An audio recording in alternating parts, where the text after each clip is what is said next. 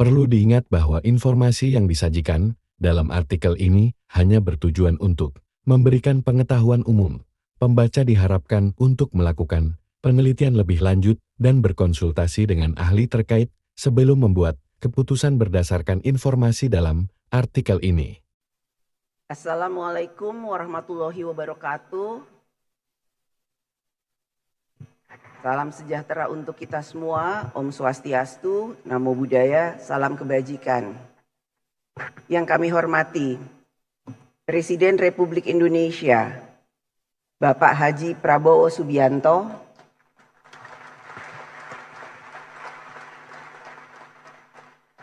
yang kami hormati Wakil Presiden Republik Indonesia Bapak Gibran Rakabuming Raka,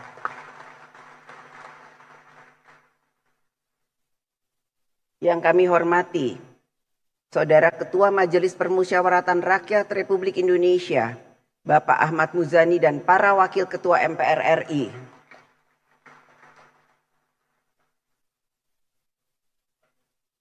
yang kami hormati Saudara Wakil Ketua dan anggota DPR Republik Indonesia, yang kami hormati Saudara Ketua Dewan Perwakilan Daerah Republik Indonesia Bapak Sultan Bahtiar Najamuddin dan para Wakil Ketua serta seluruh anggota DPD RI, yang kami hormati Saudara Ketua Badan Pemeriksa Keuangan Republik Indonesia Ibu Dr. Insinyur Ismayatun CSFA CFRA dan Wakil Ketua BPK RI yang hadir. Yang kami hormati Saudara Ketua Mahkamah Agung Republik Indonesia Bapak Profesor Dr. Haji Sunarto SHMH dan Wakil Ketua Mahkamah Agung RI. Yang kami hormati Ketua Mahkamah Konstitusi Republik Indonesia Bapak Dr. Suhartoyo SHMH.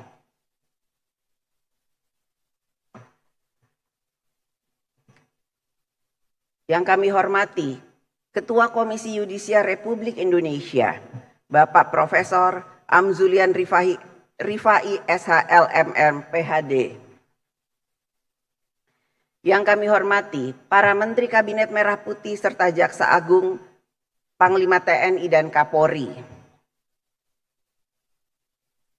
Para Ketua Umum partai-partai politik, rekan-rekan pers dan para undangan yang berbahagia, serta seluruh rakyat Indonesia yang kami muliakan.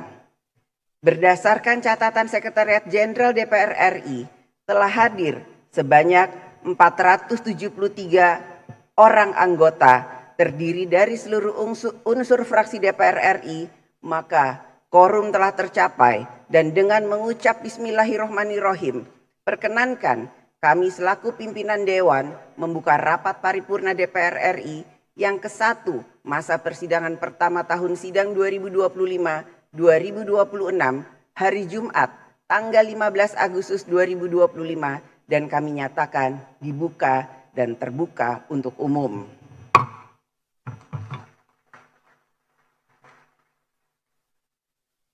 Saudara Presiden dan Saudara Wakil Presiden, sidang Dewan yang terhormat, yang kami muliakan seluruh rakyat Indonesia. Sebelum memulai rapat paripurna hari ini, kami mempersilahkan Saudara Dr. Haji Mufti Aimah Nurul Anam, anggota DPR RI dari fraksi Partai Demokrasi Indonesia Perjuangan untuk membacakan doa. Kami persilahkan.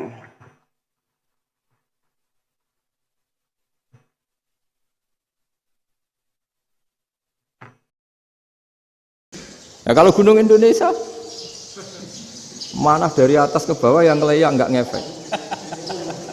Nah itu susahnya nerjemah bahasa Arab ke kita. Jadi apa ya? Transkrip itu nggak gampang karena ada pengertian yang beda. Kita kalau bilang gunung itu tinggi sekali. Sampai banyak mahasiswa tersesat ya saking tingginya. Kalau orang naik Uhud nggak akan tersesat, wong ketok dari bawah itu. Nah ini pentingnya ngaji ya. Jadi akhirnya ulama-ulama Indonesia itu dipakai rujukan.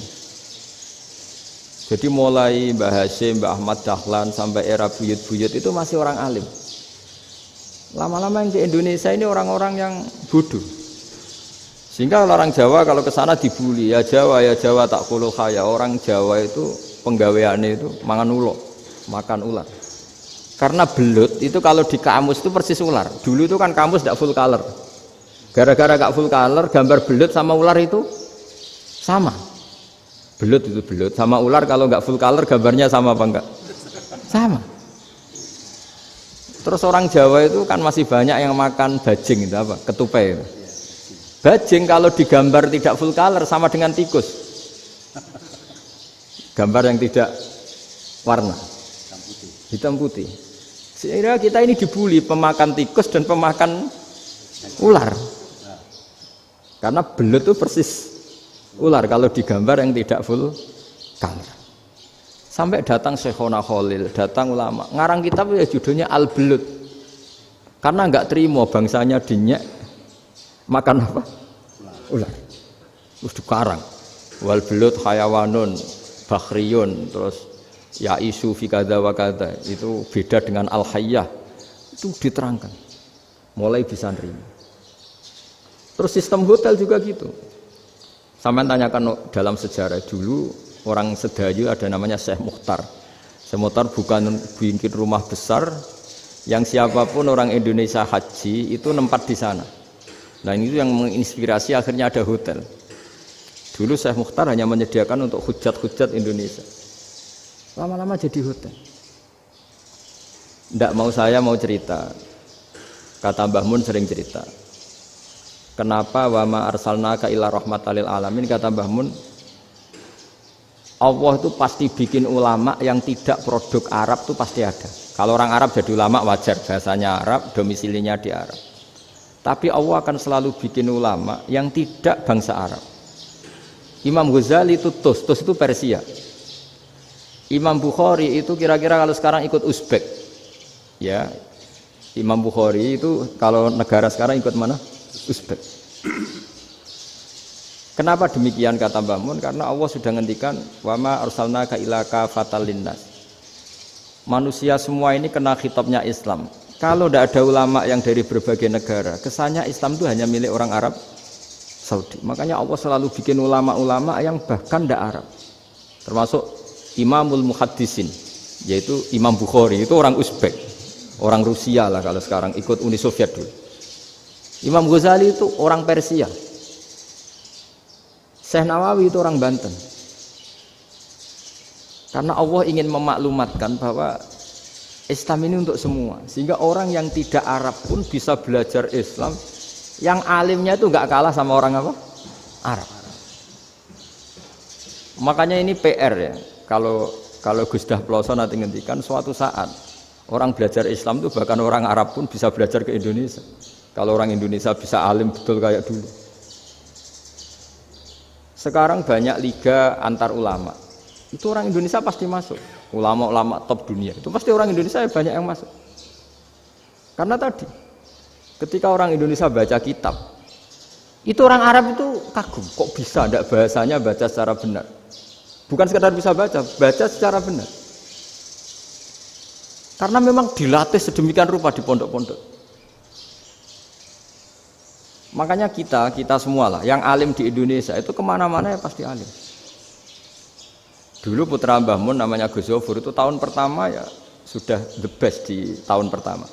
Kalau tahun pertama the bestnya ilmunya bawaan dari sarang, dari keluarganya. Gus Najih mondok di Said Muhammad tahun pertama sudah dipuji sebagai yang teralim karena ya sanggup. Kalau dipujinya tahun ketiga, tahun keempat kan mungkin dapat dari sana. Ini tahun pertama. Saya ulang lagi tahun pertama. Karena pengajaran di Indonesia itu luar biasa di pondok-pondok ini. Makanya kalau dalam anekdot pondok itu cerita-cerita lucu itu. Ada orang Jakarta ngaji, setelah di kelas itu pelengahan terus. Melihat jendela, lihat pintu terus. Lama-lama gurunya marah. Kamu diajarin kok enggak punya sopan, melihat pintu terus enggak memperhatikan guru. Anak Betawinya jawabnya lucu. Habis Pak Guru bohong. Kenapa ya? Kamu Pak Guru bilang Ja'a Zaidun, Zaid datang. Tak lihat enggak ada yang datang. Setelah itu contoh nasab kan ro'a itu Zaidan. Saya melihat Zaid. Saya enggak melihat Zaid. Contoh ketiga yang jar kan marartu bi Zaidin. Saya berjalan ketemu Zaid. Pak guru diam di situ enggak jalan-jalan. Jadi saking detailnya Indonesia itu dia kalau rofa jaa Zaidun. Kalau nasab roa itu Zaidan. Kalau jar marartu bi Zaidin. Nah si murid Betawi ini karena pertama sekolah, ngiranya gurunya itu cerita, Zaid datang. Makanya dia lihat pintu terus, mana katanya datang kok enggak datang-datang. Nah, dengan latihan seperti itu, kemungkinan orang Indonesia salah itu kecil karena memang dilatih betul. Saya ulang lagi karena memang dilatih betul. Sehingga ketika orang Indonesia ini yang cerita seorang wartawan, ini kisah nyata. Kalau ini tidak anekdot, kisah nyata. Ada wartawan internasional ngeliput Ramlah. Ramlah itu di Gaza, di Palestina. Wartawan Indonesia ini hanya bisa bahasa Inggris. Dijak ngomong bahasa Arab. Terus dia bilang saya tidak bisa.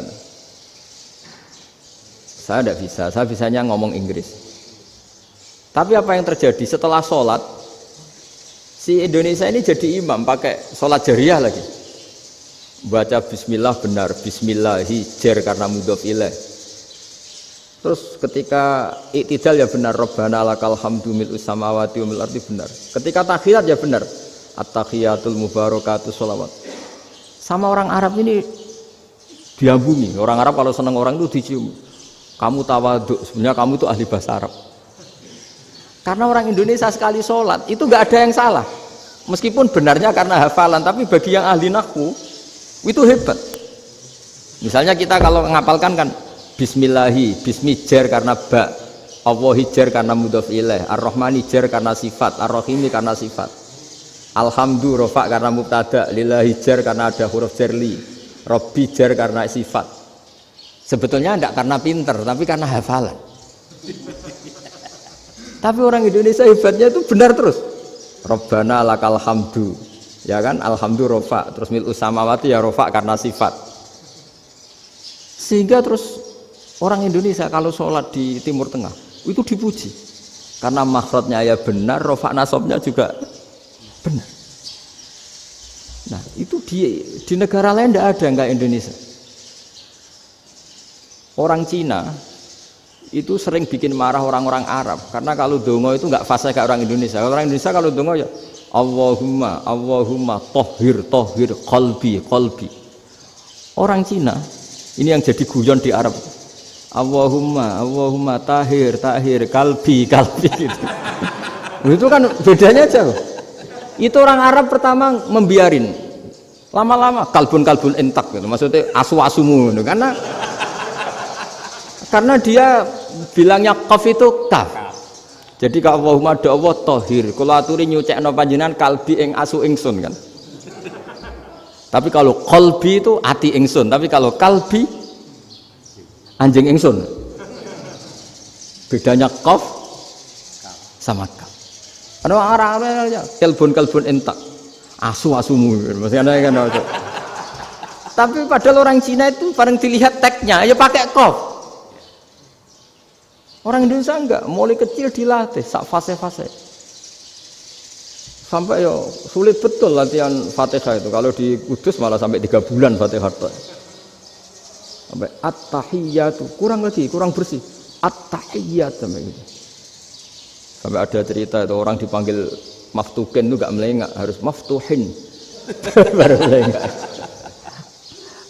Tapi barokahnya itu orang Indonesia kalau dongo memang benar-benar Allahumma tohir qalbi. Ya Allah sucikan hati kami, bukan tahir kalbi. Karena sekali jadi kaf itu maknanya anjing saya. Ya Allah sucikan anjing. Jadi ini orang Indonesia. Jadi kata Mbah Mun, dawe Mbah Mun, illaka fatal linnas, bahwa agama ini milik semuanya.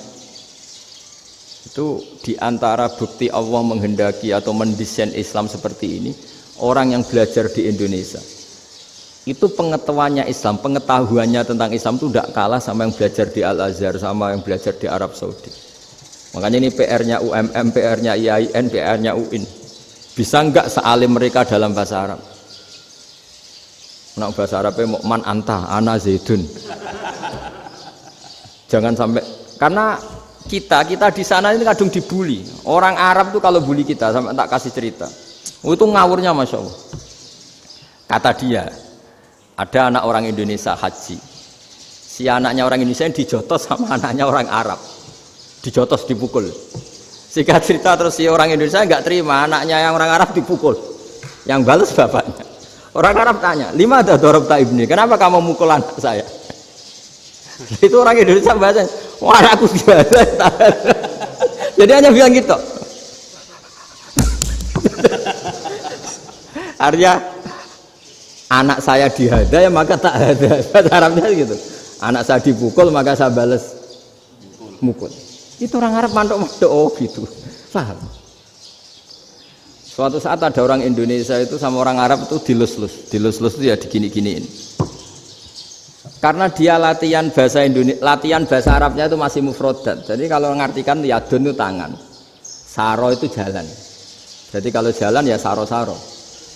Roksun itu kepala, ana itu ingsun. Jadi karena dia nggak ngerti penggunaannya, itu bahasa Arabnya itu yadun anta, jadi bukan yaduka tapi yadun anta, berarti tangan kamu. Saro-saro itu jalan-jalan. Ala roksi anak yang atasnya sirah ingsun. Jadi mestinya yang benar kan yaduka saro ala roksi atau gitu. Tapi enggak dipotong-potong. Yadun tangan kan, anta kamu, berarti tangan kamu.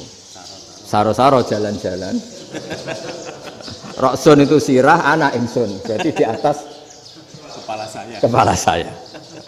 Orang Arab tertawa-tawa, tapi paham maksudnya seperti itu. Jadi kita ini dibully di Arab itu Masya Allah.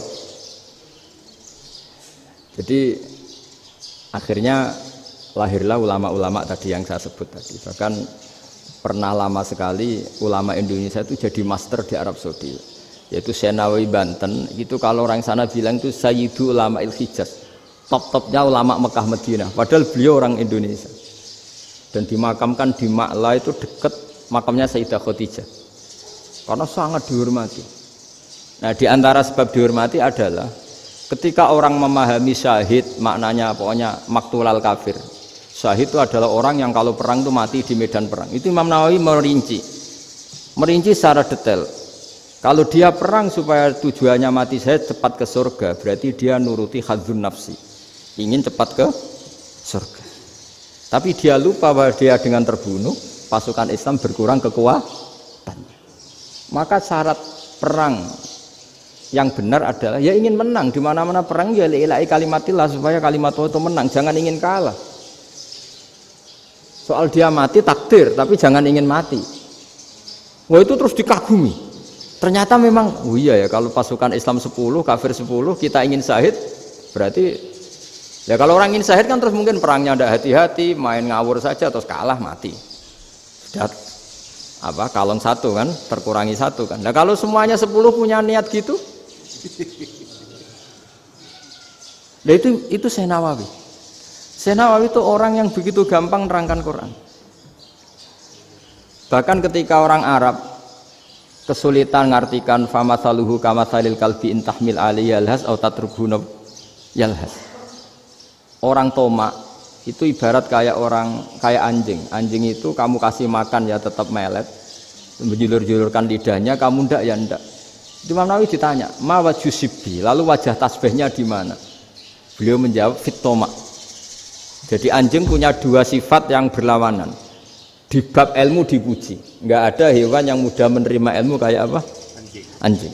Sehingga Quran mengistilahkan wa ma 'allamtum minal jawarihi mukallibin. Hewan yang mudah diajari itu oleh Quran dibahasakan sudah menganjing. Karena anjing adalah hewan yang paling mudah apa? Diajarin. Itu diakui oleh Quran wa ma 'allamtum minal jawarihi mukallibin. Tapi dia punya sifat yang sangat buruk sekali, yaitu enggak pernah puas. Makanya ketika Bal'am bin Ba'ura, ada tokoh yang kedonyan ya, itu kalau diistilahkan Quran walakinnahu akhlada ilal ardi wattaba'a hawa famathaluhu kamathalil kalbi intahmil aliyal has atau tatrukhu yalhas. Jadi anjing punya dua sifat yang berlawanan. Di bab ilmu dipuji karena paling mudah diajarin, Itu saya pernah ke Malaysia, diceritain sama polisi Malaysia. Anjing itu saking cerdasnya, itu bisa deteksi CD palsu sama CD bajakan, asli sama bajakan. Itu kan nggak kebayang. Kalau narkoba mungkin masih ada bau khusus ya. Atau mesiu atau bom masih ada bau khusus. Ini enggak. Anjing itu dilatih ngecek CD yang asli sama yang palsu. Wah itu kebablas itu pinternya itu. Itu harganya itu 1 miliar lebih. Paling mahal. Jadi mungkin bisa deteksi ini dosen betul apa abal-abal itu bisa. Itu kiai betul apa kiai pesanan itu mungkin bisa. Itu saya punya kitab namanya Al-Hayawanul Kubro. Itu cerita prestasi-prestasi hewan. Itu yang berkuras-kuras sampai berjilid-jilid. Itu ya cerita anjing. Nggak ada hewan sebaik anjing. Di bab itu ya, di bab sampai ya tadi ada anjing yang sangat loyal sama majikannya. Loyalnya Masya Allah, sopannya Masya Allah. Anjing itu mbok lama berbakti sama sampean, nggak mau tidur di ruang tidurnya sampean, dia tetap tidur di luar. Corong Jawa nggak ngelama. Suatu saat si raja ini minum, wisata minum. Pas mau minum diterjang sama anjingnya sampai tumpah. Kecewanya raja ini itu karena selama ini anjingnya sopan sekali. Sekedar ganggu di ruangannya nggak pernah, malah ini mau minum, minuman yang disukai diterjang anjingnya tumpah. Marah kan anjingnya di mana? Ternyata apa? Minuman itu anjing ini tahu kalau minuman itu beracun, diracuni oleh musuhnya. Itu saking hebatnya anjing sampai ketika ngawal rajanya itu tidak sekedar ada penjahat atau maling. Bahkan trik-trik kayak minumannya diracun oleh orang lain itu anjingnya tahu. Sehingga pas mau diminum diterjang sampai terus supaya nggak keminum. Makanya Quran istilahkan anjing itu apa? Wa ma 'allamtum minal jawarihi mukallibin. Hewan piaraan yang kamu ajarin nanti sampai sepinter anjing. Makanya Ashabul Kahfi itu ketika ngajak anjing tadi, beliau tidur, anjing itu tidurnya bil wasit, wakal buhum basitun zira'aihi bil wasit. Jadi dia tidur dalam posisi siaga. Loh coba anjing itu nggak pernah sekolah, karena dia posisi menjaga, tidurnya itu kayak siaga gini, bukan ngorok semadep ke atas terlentang, itu enggak. Andai kan dia tidur terlentang itu kan yang mau mengganggu kan, wah asune turu, itu enggak. Dia tidur posisi siaga, makanya disebut lawit tolak ta'alaihim lawalaita minhum firaron. Kalau kamu melihat anjing itu pasti lari karena dia posisi siap merekam. Jadi tidur tapi posisi siap merekam. Jadi matanya tetap terbelalak kayak siaga. Padahal itu enggak diperintah, ya dia memang punya nalar untuk itu. Ini disebut wa ma 'allamtum minal jawarihi mukallibin. Dan dalam teori modern juga gitu.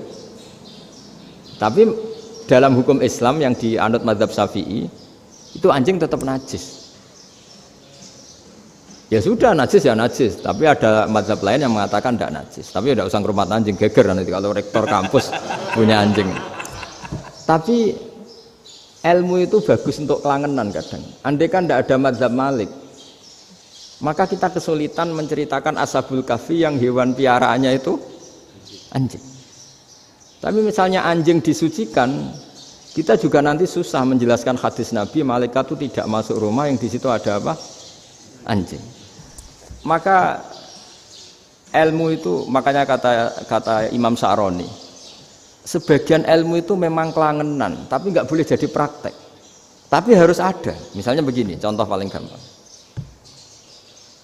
Api dalam mazhab Syafi'i kan alat pensuci hanya dua, air dan tanah. Ya saya ulang lagi, air dan tanah, yaitu tanah untuk mensucikan najis anjing. Imam Abu Hanifah menambahkan api. Mazhab Syafi'i itu agak kesulitan ketika ada batu bata dibikin dari tanah-tanah yang bercampur kotoran. Mazhab Syafi'i akan kesulitan karena di situ ada najis yang jadi materinya bata. Hukumnya gimana kalau nanti dipakai masjid? Tapi barokahnya ada beberapa mazhab. Abu Hanifah mengatakan dan api. Jadi apa tadi air, tanah, api. Alasannya masuk akal. Ketika usatul mukminin, orang-orang mukmin yang ahli maksiat itu sebelum masuk surga, kalau dia dosanya banyak itu dibakar dulu supaya suci.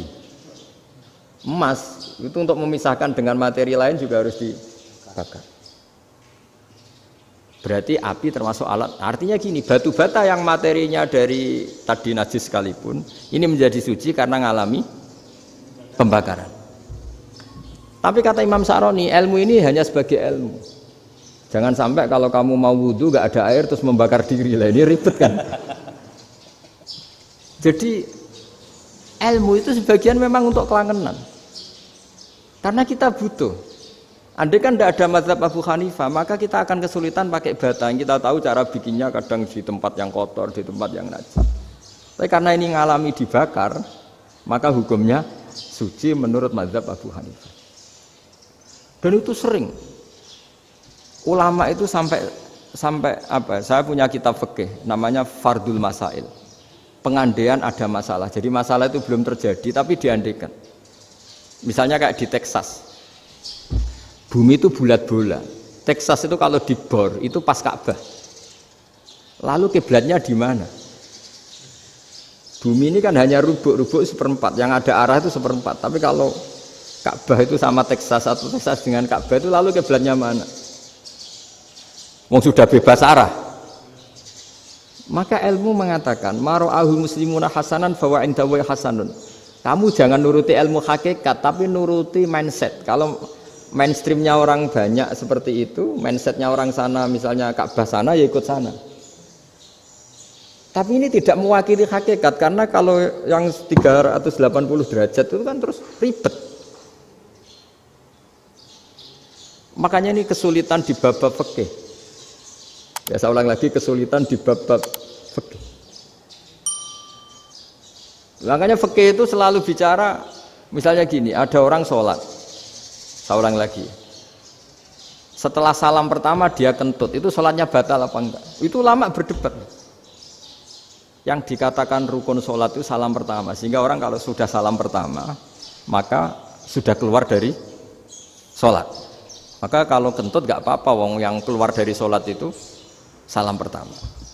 Tapi lalu pertanyaannya, kenapa Nabi salam 2 kali? Lalu yang kedua gunanya apa? Ribet kan, partai ini kalah pasti kalau ditanya gitu. Tapi kalau ditanya dibalik, sholat itu satu ibadah yang dimulai dengan takbir, yang diakhiri dengan salam. Berarti salam pertama itu pengakhir apa nunggu salam kedua? Pertama, di semua ulama bilang salam pertama. Kalau salam pertama sudah pengakhir berarti pembatalan setelah itu nggak punya efek, nggak punya akibat. Itu kan ribet, debat fikih itu memang ribet. Fikih itu memang senam otak karena pertanyaannya mirip-mirip seperti itu. Nah, sampean milih mana? Milih salam pertama apa salam kedua? Pasti ulama milih salam pertama. Jadi anehnya fikih itu di situ. Misalnya orang mati, takbir itu berapa kali? 4 kali. Andai kan takbir 5 kali itu batal apa enggak? Satu ulama mengatakan 5 kali itu batal. Karena rukunnya sholat jenazah itu takbir 4 kali. Berhubung ini rukun, kalau nambahi ke 5 berarti menambahkan rukun. Kayak kamu sholat rukuk 2 kali kan batal. Sujud 3 kali batal karena menambahkan apa? Rukun. Berarti kalau takbir 5 kali batal. Tapi pertanyaannya, takbir itu adalah wiridan biasa, sehingga kalau ditambahkan nggak punya akibat batal. Jadi perdebatan ulama itu kadang ya lucu. Kayak kemarin Pak Haris pas pertama bertamu ke sini mau ngundang saya, tak ceritain. Dulu sholat jenazah itu pasti mayit di depan. Karena lazimnya sholat jenazah itu mayit di depan. Tapi mulai dulu ulama sudah berpendapat, andai kan jenazahnya di belakang pun tetap sah. Fa innal janazah laisat bi imamin, karena jenazah itu tidak imam. Kenapa harus di depan? Oh, tidak imam kok harus di depan. Itu mulai dulu. Sehingga ketika Arab Saudi pernah mengalami tragedi, ada orang yang dibungkus kayak mayit, ternyata senjata. Setelah di dekat Ka'bah dipakai. Dulu tragedi tahun berapa itu? Pokoknya pernah ada tragedi itu. Semenjak itu Arab Saudi kalau ada orang mati tetap di kamar mayit, terus ada sholat jenazah. Padahal mayitnya di belakang yang jamaah. Jadi meskipun kita tidak akan bikin ajaran baru jenazah di belakang, ya tidak keren, kasihan kan. Tetap biasanya di depan ya di depan. Tapi meskipun jenazah ini di depan, kita tetap berpendapat andai kan di belakang tetap sah, tapi nggak usah dipraktekkan. Nah, pentingnya ilmu ini begini. Saya misalnya di Rembang, boleh nggak nyolati ghaib jenazah yang di Surabaya? Boleh kan? Padahal yang kita solati di belakang. Jadi ilmu itu penting. Cocok tidak cocok, namanya ilmu itu penting. Terus ada gini lagi pertanyaan di fikih. Memang saya sengaja akan ngaji fikih. Kalau ngaji intelektualitas orang Muhammadiyah juara lah. Tapi ini ngaji fikih. Ada orang sarongnya itu pas sampai lutut. Kalau berdiri lututnya tertutup. Tapi nanti kalau ruko agak jengking lututnya terbuka. Itu batalnya nunggu ruko apa mulai takbir sudah batal? Padahal pasti nanti batal kalau ruko ini. Itu ada ulama yang mengatakan, ya batalnya nunggu ruko. Bagaimanapun terjadinya pembatalan waktu ruko. Ada ulama mengatakan, ya enggak mulai awal sudah tidak sah itu, karena pasti ngalami batal. Nah, pertanyaan-pertanyaan seperti itu penting karena lalu Allah menilai apa? Ya nilai niatnya. Misalnya gini, kalau contoh itu mungkin Anda tidak tertarik, tapi contoh begini. Kita mau operasi jam 10 siang. Kita tahu kalau nanti 10 siang akan divonis medis harus makan karena mau berobat. Malamnya itu kalau kamu orang soleh, bayangkan kamu orang soleh. Kalau tidak orang soleh kan tidak punya komitmen. Kamu milih niat puasa, apa enggak jam 10 mesti mokak menisan raposo. Kamu orang soleh. Kalau kamu orang soleh pasti milih puasa karena ini Ramadan, meskipun nanti jam 10 pasti disuruh batal sama dokter. Setidaknya kita berpikir gini, nak mati jam itu paling enggak ditulis saya sebagai orang yang puasa. Jadi perasaannya orang soleh itu beda. Kalau orang kok sampean barang menisan raposo kok ya mesti. Sampean tidak pernah berpikir bahwa puasa mulai fajar sampai jam 10 itu luar biasa. Bisa saja kita mati jam 7, bisa saja mati jam 6. Kan ditulis Allah sebagai orang yang berkomitmen terhadap puasa. Terus ada kemungkinan kecil, udahlah jam 10 itu dokternya sakit atau nggak jadi ke sana. Berarti kamu kan nggak jadi buka. Kan ya mungkin juga. Sama yang tadi. Delalah sebelum ruko ono wong sing nyarongi sampean. Sehingga sholatnya normal. Kamu tidak menemukan pakaian yang pas, jebule pas setelah ruko, mau ruko, ono wong wah sholatnya kira bener disarongi. Itu agama. Jadi agama itu dimulai dari mana coba? Dimulai dari niat, dari komitmen. Nah, sekarang kelirunya kenapa ada garis keras? Agama itu dimulai dari keinginan ideal. Itu yang mulai itu ada orang-orang garis keras. Agama ini enggak, agama ini dimulai dari niat. Sampai ada kaidah agama la yudraku kullu la yudraku kullu. Kalau tidak bisa ideal jangan ditinggalkan sama sekali. Tapi orang enggak, sekarang bayangkan Islam itu ideal. Pemimpinnya ya soleh, masyarakatnya soleh, enggak ada maksiat, enggak ada apa. Dan apa ilmu? Kalau secara ilmu mulai dulu ya ada orang dolim, ada orang soleh. Nabi kurang baiknya. Di angkatan itu ya ada orang munafik. Sehingga ulama itu sudah berpendapat ideal itu piye? Zaman Nabi saja ada orang apa? Munafik. Itu ilmu. Kalau nuruti kelangenan inginnya dunia ya steril, enggak ada maksiat, enggak ada apa. Dan agama itu diciptakan Allah itu memang unik. Calon nabi misalnya, Nabi Musa itu sing rumah tuh Fir'aun. Ketika Nabi Muhammad lahir sing ribet manitia ini Abu Lahab. Orang dosen UMM.